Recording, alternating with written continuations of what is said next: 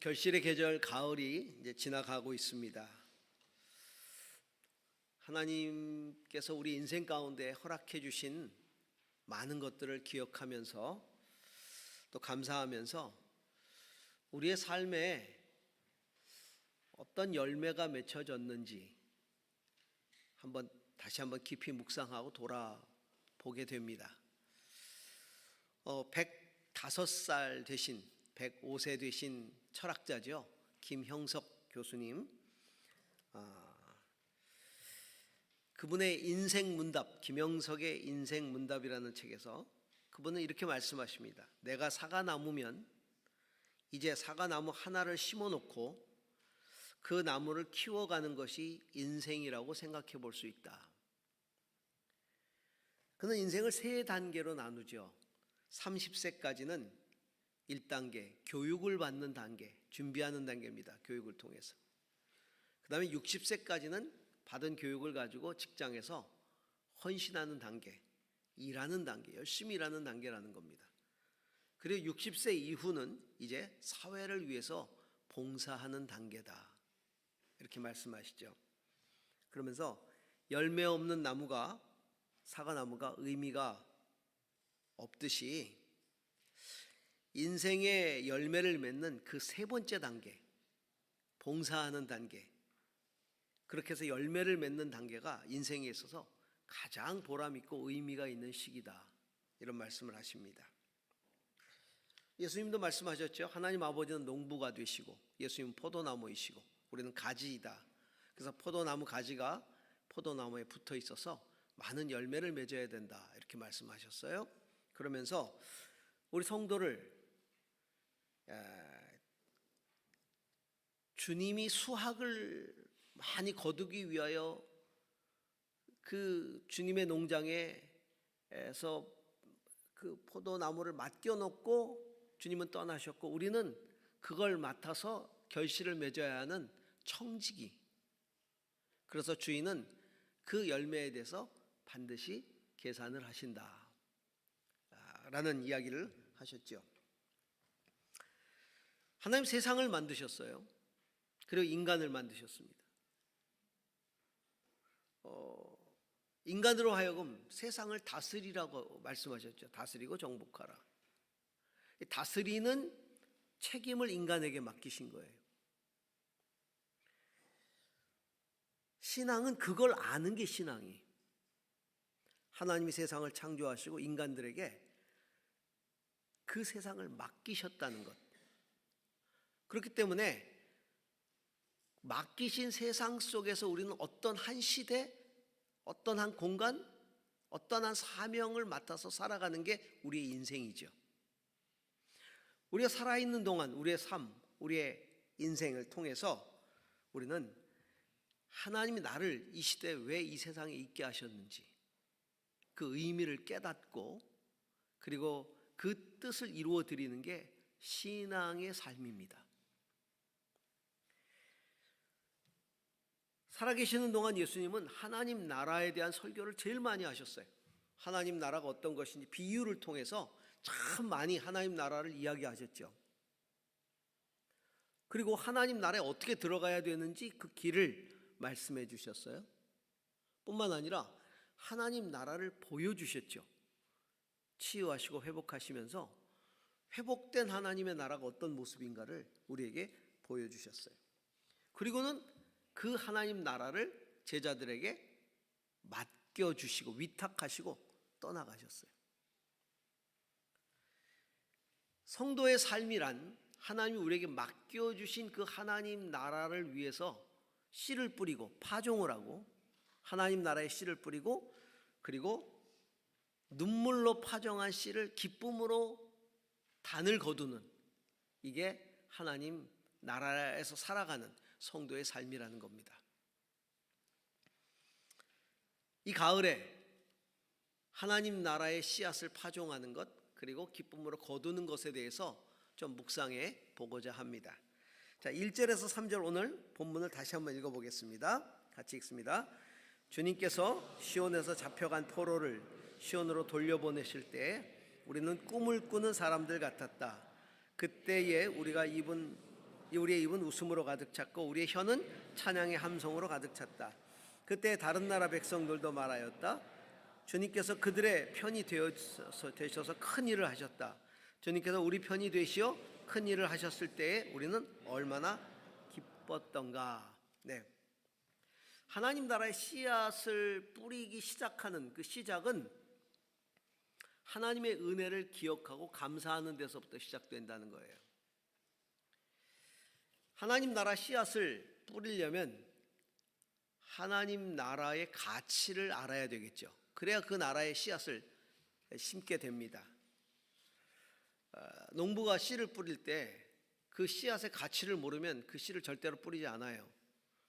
벽씨를 뿌리거나 혹은 작게 난 나무를 심거나 나중에 그것들이 될 것에 대한 가치가 분명하기 때문에, 그걸 알기 때문에 그걸 갖다 뿌리는 거죠. 그럼 하나님 나라의 가치를 알아야 하나님 나라의 씨앗을 뿌리게 되는데, 그럼 하나님 나라의 가치는 어떻게 하느냐? 하나님 나라를 경험해 본 사람만이 하나님 나라의 가치를 알아요. 그 하나님 나라를 경험하는 것을 가르쳐서 우리는 은혜라고 말합니다. 우리가 살아오면서 받았던 모든 은혜들은 다 하나님 나라를 경험하는 거예요. 그것이 구원의 은혜이든지 치유와 회복의 은혜이든지 섬기면서 느끼는 은혜이든지 그 어떤 은혜들이라도 다 그것이 하나님 나라를 내 안에 임하게 하는 것이죠. 그래서 은혜를 기억해야 하나님 나라를 사모하게 돼요. 하나님 나라를 사모해야 그 씨를 뿌리는 거예요. 그러니까 하나님 나라의 씨를 뿌리는 것은 은혜를 기억하는 데서부터 시작됩니다. 예수님은 하나님 나라를 가르치시고 또 거기에 들어가는 길, 내가 곧 길이요 진리요 생명이니 나로 말미암지 않고는 아버지께로 올 자가 없다. 그 길을 보여주시고 직접 경험하게 하신 것이죠. 치유하시고 회복하시면서. 그래서 예수님을 통해 그 치유와 회복, 그 은혜를 경험한 사람들, 예수님을 통해 하나님의 나라가 실제로 여기 와 있다는 것을, 예수님이 처음 설교가 그거였잖아요. 회개하라, 천국이 가까웠느니라. 그리고 복음을 믿으라. 가까워 있는, 예수님을 통해 이미 임하기 시작한 하나님의 나라를 경험한 사람들, 그 세상으로는 경험할 수 없는 하나님 나라였잖아요. 죽을 병이 나았고, 못 걷던 자가 걷고, 말을 못하던 자가 말하게 되고, 죄인으로 낙인 찍힌 사람들이 죄 사함을 받게 되고, 그러면서 그 하나님 나라를 경험했던 사람들이 예수 그리스도를 위해서 또 하나님 나라를 위해서 자기 인생을 바친 거예요. 예수님 당시에 하나님 나라를 경험했던 많은 여인들, 많은 사람들이 그랬고, 예수님의 12제자가 그랬고, 사도 바울이 그랬고요. 또 사도 바울을 통해 하나님 나라를 경험했던 사람들이 그 인생을 또 바쳤고, 오늘 우리가 읽은 이 본문은 시편 126편은 바벨론 포로에서 돌아온 이스라엘 백성들의 노래예요. 오늘 이 시는 기쁨으로 시작해서 눈물로 씨를 뿌리자는 권고로 마무리를 하고 있어요. 이 포로에서 돌아온 이 사람들, 그들은 도저히 자신의 능력이나 힘으로는, 생각으로는 감당할 수 없는 은혜를 입은 거예요. 포로에서 돌아올 줄은 생각지도 못했거든요. 나라가 망하고 뿔뿔이 다 흩어지고 바벨론의 포로로 잡혀가서 거기서 살 때만 해도 내가 다시 옛 땅으로, 자기 자신의 나라로, 시온으로, 예루살렘으로 돌아올 수 있으리라는 건 생각지도 못했던 일인데 어느 날 느닷없이 그 일이 생겨버린 거예요. 고토로 돌아갈 수 있는 은혜를 경험한 거예요. 그러니까 그 은혜가 얼마나 놀라웠냐면 꿈꾸는 사람들 같았도다 그러잖아요. 우리가 꿈을 꾸는 것 같았도다. 우리가 꿈을 꾸는 것 같. 이게 꿈인가 생신가? 어떻게 이런 일이 일어날 수 있지? 시온에 잡혀간 포로를 시온으로 돌려보내실 때 우리는 꿈을 꾸는 것 같았도다. 그래서 우리의 입은 웃음으로 가득 찼고 우리의 혀는 찬양의 함성으로 가득 찼다. 다른 민족들도 와, 저들에게 저런 일이 생기다니 저들의 하나님이 도우셨다라고 말한다는 거예요.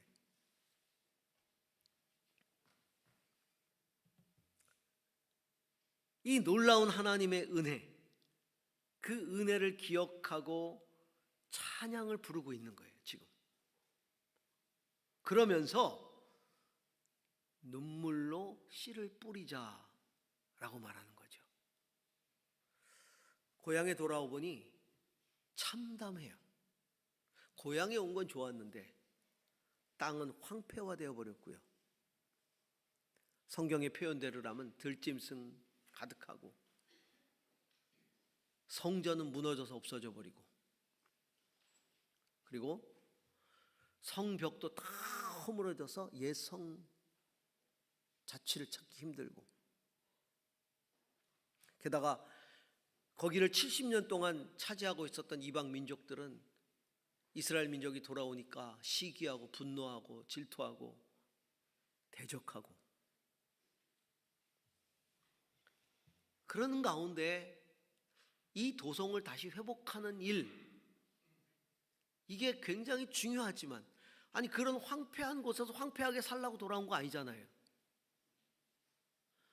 다시 회복해야 되는데 이게 그냥 안 되는 거죠. 눈물로 씨를 뿌려야 하는, 눈물로 씨를 뿌려야 하는 그런 일이라는 거죠. 그래야 단을 거둘 수 있는. 근데 이 일을 시작하자라고 말할 수 있는 동기가 뭡니까? 눈물로 씨를 뿌리자라고 말할 수 있는 동기가 우리를 여기에 돌아오게 하신 하나님의 은혜. 사실 우리가 신앙생활하면서 하나님을 위해서 헌신하고 하나님 나라를 구하고 이 동기가 무엇입니까? 은혜잖아요. 은혜. 내가 경험한 은혜. 그 은혜가 너무 커서. 그래서 우리는 하나님 나라를 위해서 눈물로 씨를 뿌리지 않습니까?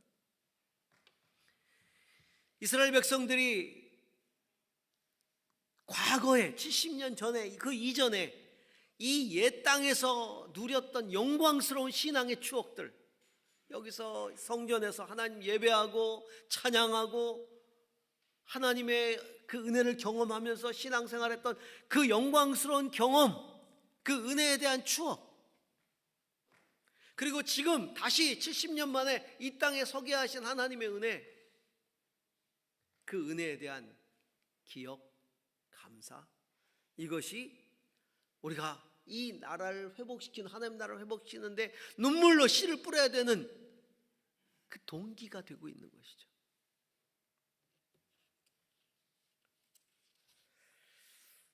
여러분, 하나님의 나라는요, 은혜 안에서만 경험됩니다.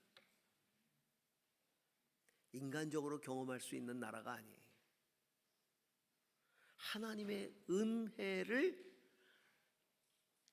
받을 때, 하나님의 은혜를 경험할 때, 하나님의 은혜를 깨달을 때만 우리는 하나님의 나라를 경험하고 느낄 수 있어요. 은혜를 깨닫지 못한 사람들을 우리는 비신앙인이라고 얘기합니다. 신앙인과 비신앙인의 차이가 뭘까요? 뭐 믿고 안 믿고, 표면적으로는 그렇게 생각하죠. 믿고 안 믿고. 그런데 신앙인과 비신앙인의 이 나누는 이 가름대는 은혜를 경험했느냐, 은혜를 경험하지 않았느냐예요. 왜냐하면 신앙 자체가 은혜니까.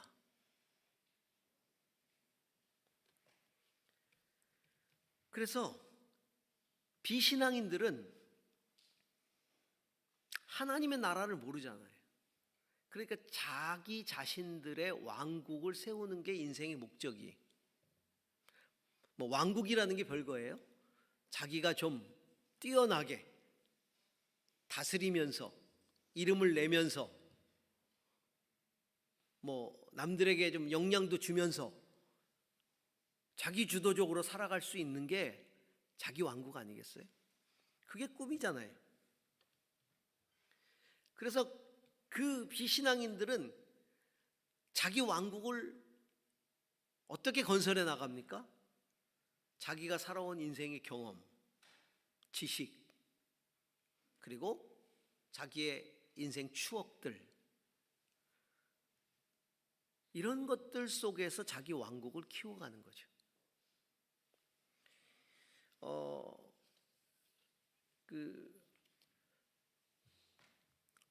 애플의 창업주, 옛날에는 이게 맥킨토시 컴퓨터가 시작이죠.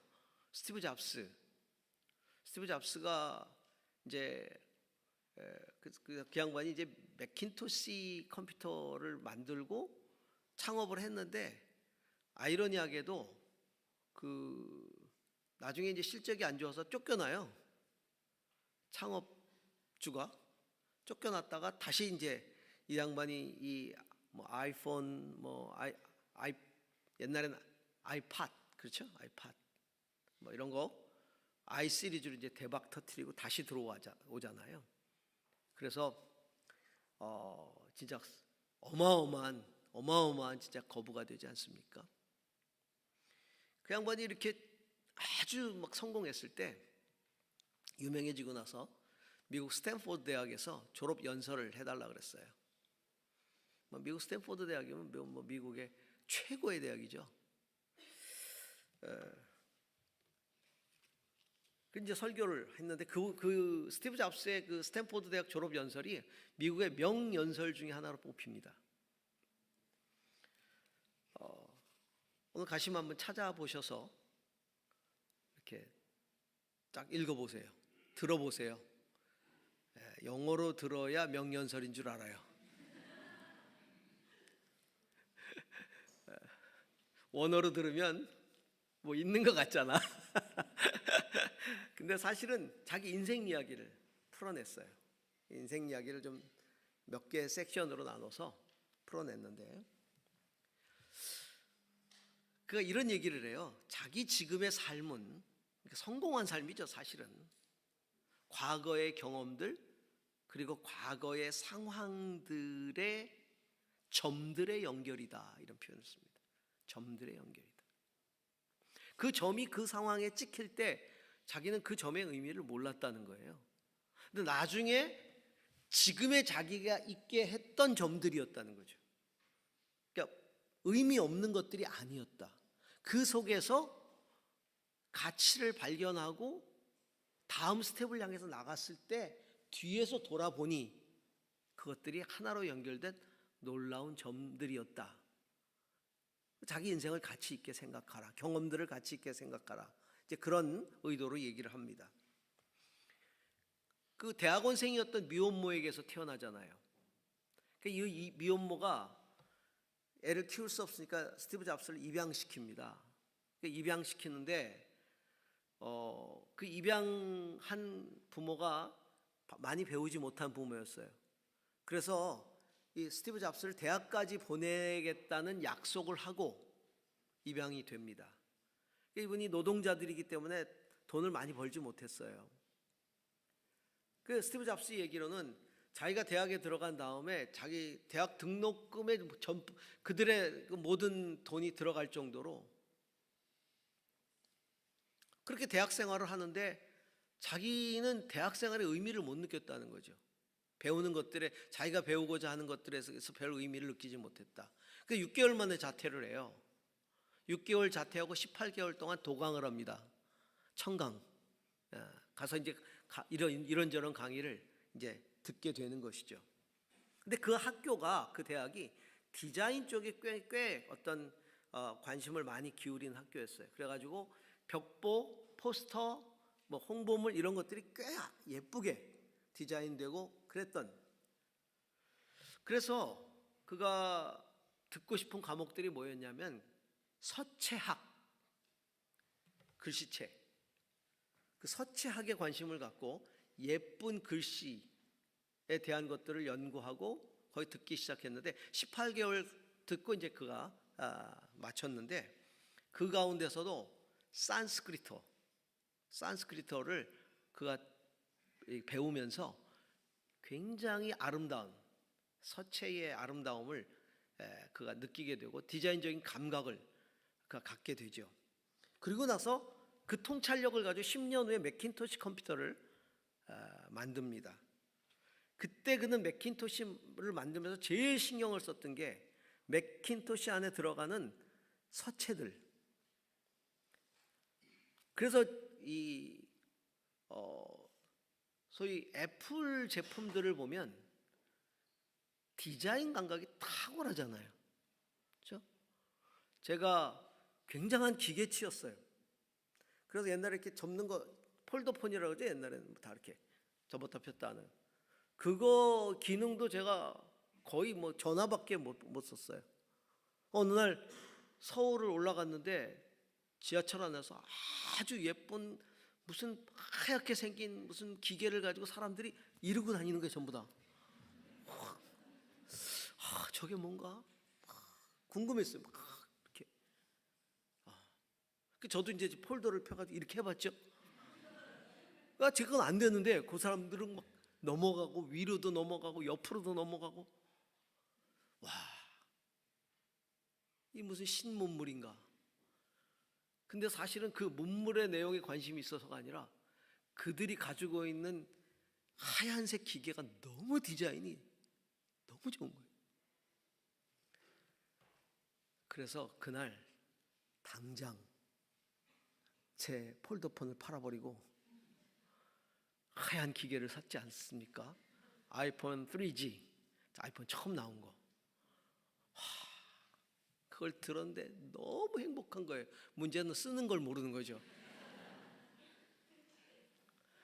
한 달을 매달렸어요. 제가 그걸 쓰는 게 연구하느라고. 이 기계치가 한 달 동안 매달리니까 터지더라고요. 보니까. 근데 그거 사고 일주일 만에 4G가 나왔어. 일주일만 기다렸으면 50% DC인데. 그래서 제가 IT에 관한 그 스티브 잡스가 저를 거듭나게 했다, 이런 표현을 쓰고 나는데, 그 디자인이 굉장한 거예요. 그는 이런 얘기를 해요. 자기의 어떤 미혼모에게서 태어난 경험, 그렇게 대학을 중퇴한 것들, 산스크리트어를 배운 것들, 그리고 몇 가지의 경험들은 그 시대 하나의 점이었다는 겁니다. 그리고 그게 내 인생에 어떤 의미인지 몰랐다는 거예요. 근데 그것들 때문에 다음 어떤 스텝들이 영향을 미쳤고, 그것들을 쭉 연결해 보니 지금의 내가 됐다는 겁니다. 그러면서 그 점들은, 지금 여러분이 인생에 찍고 있는 그 점들이 미래에 가서 그걸 연결해 보면 다 가치가 있으니까 여러분의 그 인생의 점들을 가볍게 여기지 말라, 이제 이런 의도예요. 이게 자기의 힘, 자기의 능력, 자기의 지성으로 자기 분야에서 자기가 제왕에 오르고 자기 왕국을 건설한 사람의 고백이죠. 그 점들. 그럼 신앙인에게 있어서의 그 인생의 점들은 뭘까요? 그것은 지나온 인생의 모든 순간순간 상황들에 기여하셨던 하나님의 은혜예요. 저는 그것을 은혜로 봅니다. 그래서 우리가 인생에 여러 가지 경험들이 있는데 돌아보면 거기에 하나님의 은혜가 있었어요. 실패의 경험, 아픔, 절망 또는 기쁨, 그 순간순간 우리가 신앙의 눈으로 돌아볼 때 지금의 내가 있게 만든 하나님의 은혜가 있더라는 것이죠. 그 은혜에 대한 기억 때문에 그 은혜가 하나의 선으로 연결되면서 내 인생 전반에 역사하신 하나님의 은혜의 역사를 내가 붙들고, 그것 때문에 내가 하나님의 나라를 사모하게 되고, 내 왕국이 아니라 하나님의 왕국을 건설하기 위해 내가 헌신하는 것이죠.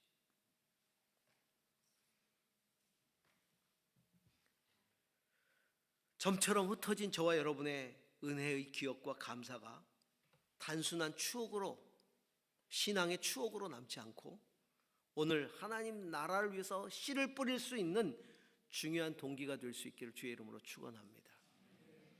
자, 4절 5절 같이 읽습니다. 주님, 네겝의 시내들이 다시 물이 흐르듯이 포로로 잡혀간 자들을 돌려보내 주십시오. 눈물을 흘리며 씨를 뿌리는 사람은 기쁨으로 거둔다. 네, 4절 5절. 기쁨으로 거둔다. 기쁨으로 거둔다는 이 거룩한 결실, 이 목적, 이게 눈물의 파종을 가능하게 하는 것이죠. 농부는 씨앗을 통해 나무를 보고 열매를 본다는 말이 있어요. 씨를 뿌리지만 그 씨를 보는 게 아니라 씨에 담겨 있는 결실을 보고 씨를 뿌려요.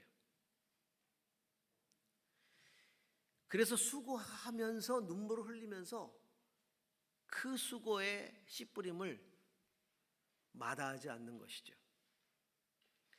기쁨의 수확이라는 것이 파종의 눈물을 압도해 버리는 거예요. 기쁨의 수확이 눈물의 수고를 압도해 버린다니까요.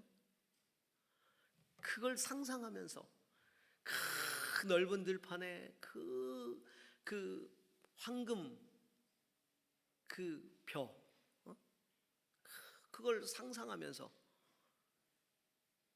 씨를 뿌리고 모를 내고 모를 심고 작은 사과나무를 심고. 여러분, 오늘 하나님 나라를 위해서 나로 하여금 씨 뿌리게 만드는 우리 인생을 압도하는 목적이 무엇입니까? 어떤 목적에 압도되어 계십니까? 예수님은 제자들에게 이렇게 말씀하셨어요. 너희는 무엇을 먹을까? 무엇을 입을까? 무엇을 마실까? 염려하지 말라. 이는 다 이방인들이 구하는 것이요 너희는 먼저 그의 나라와 그의 의를 구하라. 그리하면 이 모든 것을 너희에게 더하시리라. 하나님이 우리에게 주시는 거룩한 목적은 하나님의 나라와 하나님의 의, 그것을 구하라는 거예요. 그것을 구하라는 얘기는 그게 목적이라. 너희의 인생의 신앙에는 목적이 되어야 된다. 신앙을 가지기 전 인생의 목적은 단순합니다. 잘 먹고 잘 사는 거예요. 그거 외에 뭐 있습니까? 신앙을 가지기 전에는 잘 먹고 잘 사는 게 목적이잖아요. 그래서 잘 먹고 잘 살려고 뭐 여러 가지 노력을 하는 거 아니에요? 물론 신앙 이후에도 우리는 잘 먹고 잘 살고 싶습니다. 그렇죠? 그렇게 계속 노력하죠. 신앙 밖에서 꿈을 꾸든지 신앙 안에서 신앙을 통해 꿈을 꾸든지 그 차이일 뿐이지 잘 먹고 잘 사는 일은 우리 모두에게 다 공통적인 소망이에요. 그런데 아까 노학자의 이야기대로 30세까지 배움의 씨를 뿌리고 60세까지 노동의 씨를 뿌리고 60세 이후에는 남을 위해 씨를 뿌린다.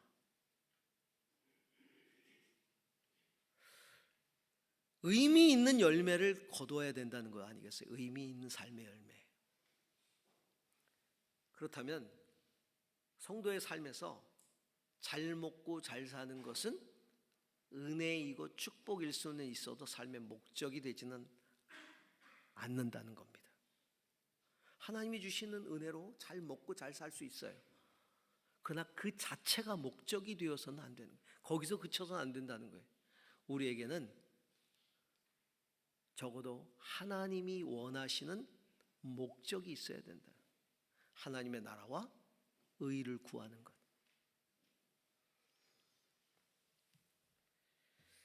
생명의 복음을 전하고 사랑을 실천하고 봉사하고 사회 속에 하나님의 의를 실행해 나가는 그런 삶이 있어야 된다는 거예요.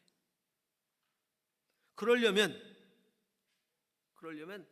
신앙인으로서의 분명한 정체성이 있어야 되고요. 신앙인의 정체성이 없으면 하나님 나라를 구할 수가 없거든요. 신앙인의 분명한 정체성이 있어야 되고, 그리고 하나님 나라를 위한 사명의식이 있어야 되는 거예요.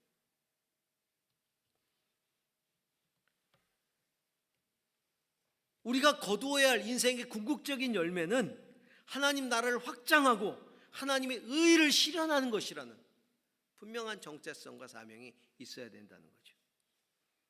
기독교사로서 어떤 사람은 사업가로서, 어떤 사람은 예술인, 어떤 사람은 의료인, 어떤 사람은 학자, 어떤 사람은 공무원, 어떤 사람은 정치가. 그런데 하나님은 그 일을 통해 하나님 나라의 한 부분을 청지기로서 맡기셨다는 거예요. 내 자신의 왕국을 건설하라고 그걸 시킨 게 아니라, 그걸 통해 무엇을 먹을까, 무엇을 입을까, 무엇을 마실까를 목적으로 삼는, 그 목적으로 두려고 그 일을 시킨 게 아니라, 그곳에 하나님의 나라와 의를 이루는 청지기로서 그 일을 맡기셨다는 것이죠. 그래서 정체성, 신앙인, 그리고 올바른 사명의식, 하나님이 나를 신앙인으로서 그 일에 무엇을 위해서 그 일을 시키셨는가, 이걸 가지고 있어야 우리는 하나님 나라를 회복하고 의를 구할 수 있다는 것이죠. 무엇보다 중요한 것은 그 씨를 뿌릴 때 내가 가지고 있었던 정체성과 사명의식을 변하지 않고 고수하는 거예요. 처음에 교사가 될 때, 여러분 기독교사가 될 때 우리가 가지고 있었던 신앙적 정체성과 사명감 있잖아요. 다 나는 기독교사가 돼서 뭘 해야 된다. 제가 요즘 너무 감사한 것은 우리 아이소마 선생님들 중에 멘토 교사로 오셨던 분들이 있어요. 그분은 다 각기 다른 전공을 공부하는 사람들이고 또 공부했던 분들이 멘토 교사로 와요. 그래서 1년 혹은 2년 멘토로 섬기고 돌아가는데, 그분들이 기독교 교육에 대한 관심을 가지고 다시 기독교 교육을 전공하려고 도전을 하고 그 꿈을 꾸고 그것을 시도하고 있다는, 여러분이, 그러니까 기독교 교사를 하고 싶다 하는 그 생각이 자기 인생에 한 번도 들지 않았는데 여기 와서 일하면서 들었다는 거죠. 뭐 때문에? 기독교사의 정체성과 가치, 사명감, 이걸 발견한 거예요. 발견한 거예요. 저는 그게 굉장히 의미 있다고 봐요. 우리가 처음에 뭔가를 시작할 때 그런 거룩한 정체성과 사명감을 가지고 시작했는데 시간이 흘러가면서 사라져가요.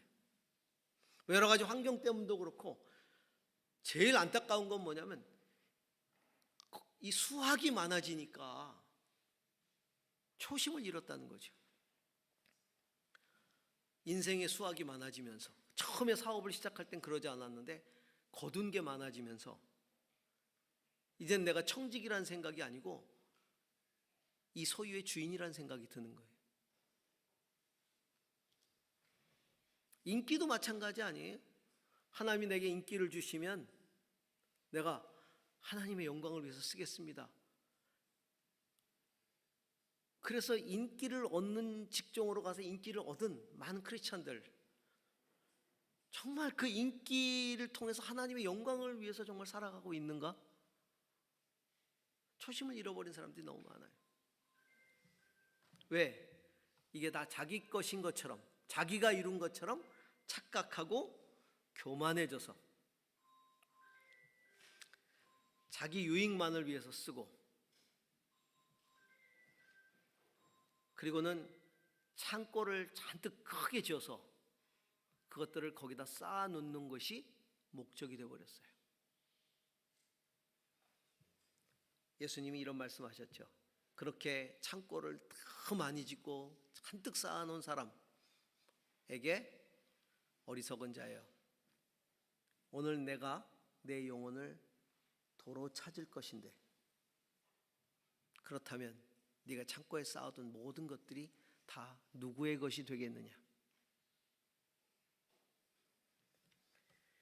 이 주님의 말씀 우리는 깊이 새겨들어야 합니다. 오늘 본문, 우리가 읽은 이 본문에 보면 그렇게 기뻐하고 정말 하나님께 꿈을 꾸는 것 같다고 노래하는 이 시편의 기자가, 주님, 네겝의 시내들에 다시 물이 흐르듯 포로로 잡혀간 자들 다시 돌려보내 주십시오. 내가 고토로 돌아온 그 기쁨, 거기에 만족하지 않고 하나님, 이 도성을 다시 회복해야 됩니다. 이곳에 당신의 백성들을, 남은 백성들을, 포로로 잡혀간 남은 백성들을 다시 돌려보내 주셔서 이곳에 다시 이 백성들이 충만하게 하시옵소서. 하나님이 우리를, 나를 이곳에 돌려보내 주신 목적, 그것들을 붙들고 기도하고 있다는 것이죠.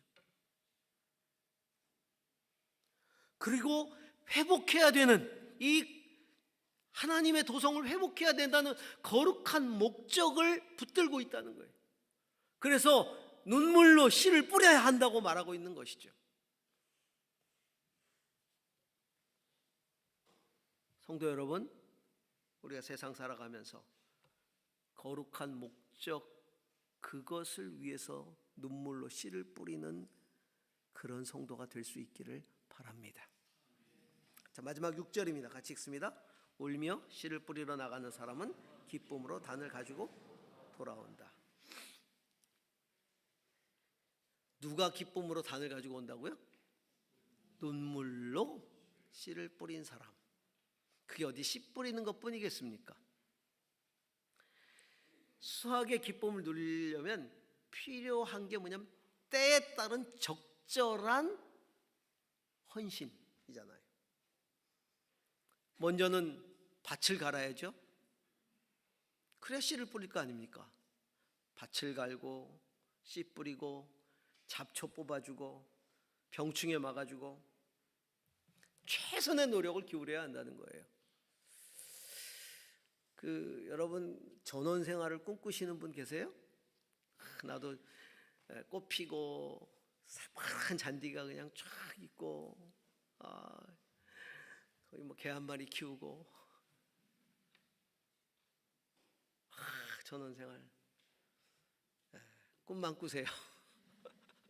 누가 그러더라고요. 전원 생활은 지옥입니다. 그걸 유지하기 위해서 아무것도 못합니다. 하루 종일 풀 뽑아야 되고요, 꽃 가꿔야 되고요. 저는 그 전원 생활에 막 광경이 이렇게 TV에도 나오고 뭐 막 나오면, 와, 저 사람 얼마나 힘들까. 거기 막 개 한 마리 뛰어다니잖아요. 그 개 한 마리 키우는데도요, 이건 뭐 보통 들어가는 거 아니에요. 그저 뭐 꽃 가꿔야죠. 아이고, 잔디는 키워본 사람만이 압니다. 아이고, 제가 오죽하면 옆에 심었던 여기 잔디 다 뽑아버렸겠어요. 처음에 여기 교회 짓고 여기 잔디 있었어요, 앞에. 이게 관리를 안 하니까요. 그 주차장 만들었잖아요. 아유, 보통 아닙니다. 여러분, 우리 식탁에 올라오는 쌀, 이거 쌀 한 톨이 나기 위해서 88번 손이 간다잖아요. 88번. 쌀 밑자 아닙니까? 쌀 밑자 한문 8팔자, 10자, 또 8팔자예요. 88번이란 뜻입니다. 88번의 손이 가기 때문에 그 쌀 밑자를 그렇게 쓰는 거예요. 그 정도로 손이 많이 간다는 거죠. 하나님 나라를 가꾸는 것도 마찬가지죠. 하나님의 씨를 뿌리는 자체가 세상에는 도전인 거예요. 사탄에게는 그게 도전인 거예요. 하나님 나라의 씨가 심겨지고 그것이 자라가고 확장되어 가는 것이 사탄에게는 자기의 제국이 점점점 줄어드는 것이고 결국은 망하는 것이기 때문에 씨를 뿌리지 못하게 만드는 거예요. 동기부여가 안 되게 만드는 거죠. 그리고 자꾸 방해하는 거예요. 거기다가 가라지를 심어가지고 자꾸 방해하고요, 못 자라게 하고요. 하나님의 의를 행하는 것도 마찬가지잖아요. 하나님의 의를 행하고 싶어하면 직장 안에서, 사회 안에서 하나님의 의를 따라 살려고 그러면 반드시 방해가 옵니다. 최근 뉴스를 보니까요, 요즘 멕시코의 그 G세대들의 데모가 굉장히 많이 일어나잖아요. 요즘 그게 아주 대세처럼, 들풀처럼 아프리카에도 번지고 있고, 또 동남아시아에도 번지고 있고, 멕시코도 지금 G세대의 반란이 지금 일어났는데, 그 이유가 뭐냐면 거기 갱단이 많으니까 조직 범죄에 대해서 연방 정부에서 강경한 단속을 해야 된다라고 촉구해 왔던 한 시장이 있었는데 갱단에 살해당했어요. 그래서 그 부정부패에 맞선 시위를 하고 있는 거예요. 그 사람들이 거기다 성명서를 냈는데, 우리는 여당도 아니고 야당도 아니다. 단지 이 나라의 부정부패가 사라지기를 바랄 뿐이다. 근데 멕시코에서는 이렇게 죽어가는 사람이 뭐 한둘이 아니에요. 시장, 뭐 판사, 검사, 언론인, 뭐 공무원, 갱단에 맞서면 그냥 다 죽여버려요, 갱단들이. 근데 그렇게 죽이는데, 그럼 어떻게 알고 다 그렇게 죽이지? 경찰, 그다음에 군인, 그 공무원들 안에 그 갱단하고 결탁한 사람이 그렇게 많은 거예요. 그러니까 하나님의 의와 이제 하나님의 나라가 확장되지 못합니다. 그런 방해가. 그게 쉽지 않은 거예요. 그런데 우리는 그걸 해내야 되잖아요. 포로로 돌아온 사람들도 얼마나 많은 방해를 당했습니까? 성전을 짓는데 10여 년 걸렸죠. 그리고 나중에 성벽 짓고요, 큰 모진 방해 가운데 결국은 해내잖아요. 눈물로 씨를 뿌려야 되는 거죠. 힘들어도 고통스러워도 내 삶의 영역에서 그 씨를 뿌리고 최선을 다해야 됩니다. 예수님이 십자가에서 그 씨를 뿌리셨잖아요. 예수님은요 30세까지 사생애를 사셨어요. 사생애. 그리고 딱 3년 공생애 사셨어요. 3년의 인생이, 3년 동안 뿌린 씨가요 전 세계를 뒤집어 버린 거예요. 오래 사시지도 않았어요. 딱 33세 돌아가셨잖아요. 그리고 공생애 딱 3년인데 그 3년이 얼마나 엄청났는지, 그때 뿌리신 씨앗이 얼마나 놀라웠는지, 그 3년의 인생, 그리고 마지막에 미랄이 돼서 죽은 십자가, 그게 세상을 뒤집어 놓은 겁니다. 그게 퍼지고 퍼져서 2000년이 지난 한국 땅에 저와 여러분이 있는 거 아니겠어요? 그 제자들이 그랬고요, 순교로. 그 제자들의 제자들이 그랬고요. 세상 사람들도 한번 보세요. 부의 열매를 거두기 위해, 권세의 열매를 거두기 위해, 학문의 열매를 거두기 위해, 인기의 열매를 거두기 위해 얼마나 노력합니까? 얼마나 노력합니까?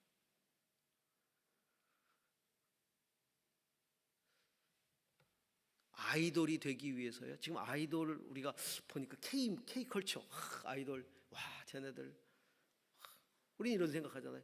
춤 하나 잘 춰가지고 저렇게 인생 대박 터트리고 참. 지금 우리나라에 연습생, 대기생, 연습생으로 아이돌 되려고 하는 인원이 몇만 명이에요.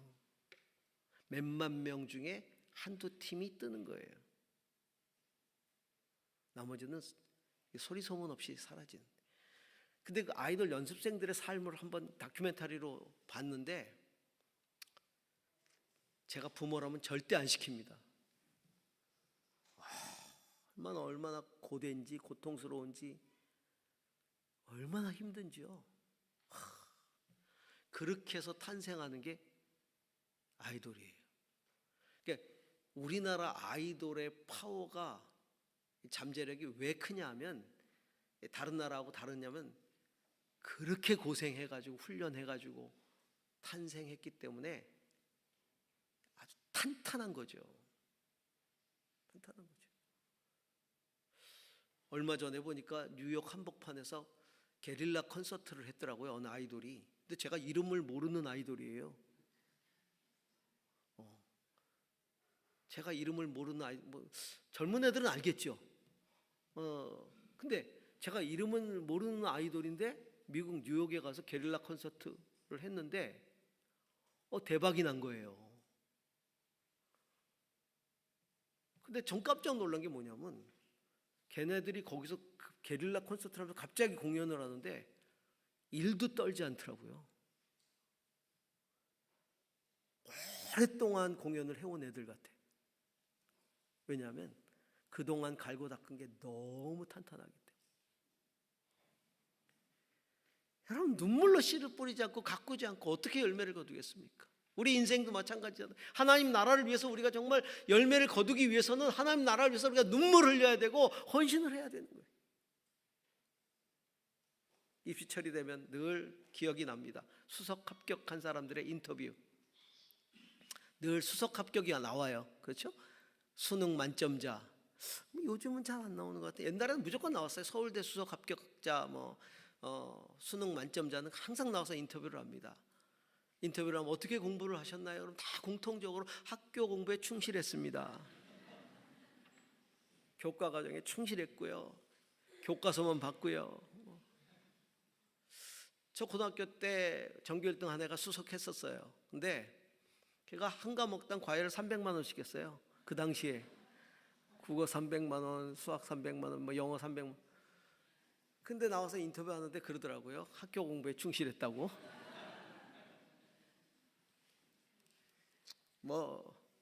학교 공부에 충실했지. 그렇죠? 충실했으니까. 네. 공통점이 있어요. 과외를 했던 하지 않았던 그렇게 탁월한 친구들의 공통점이 뭐냐면 이 말은 진실이에요.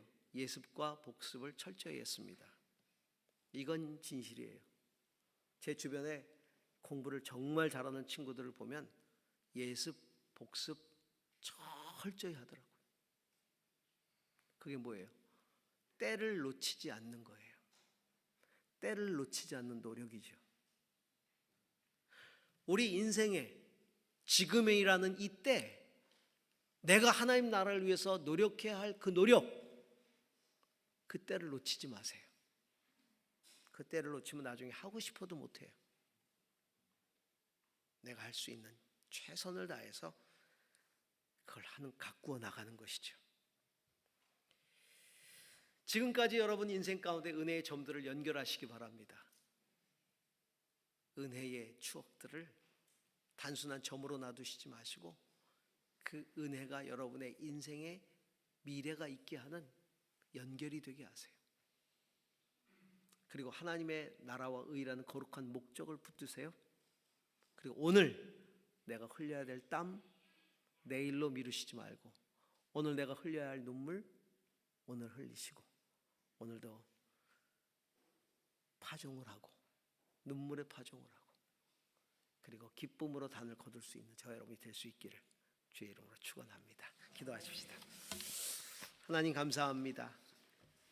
내게 신앙 주셔서 감사합니다. 하나님 나라를 사모하게 해주셔서 감사합니다. 그 사모하는 하나님 나라를 위해서 오늘도 눈물로 씨를 뿌리게 하옵소서. 그리고 기쁨으로 단을 거두어 돌아올 수 있도록 인도하여 주옵소서. 우리 인생의 어떤 아픈 기억, 슬픈 기억, 또 때로는 기쁜 기억, 그 인생의 수많은 상황과 순간들의 점이 있다 하여도 은혜로 그 모든 것들이 하나님 안에서 이해되고 납득되고 그것이 감사로 이어지고 그것이 헌신으로 이어지는 그 은혜를 허락하여 주옵소서. 예수님 이름으로 기도합니다. 아멘.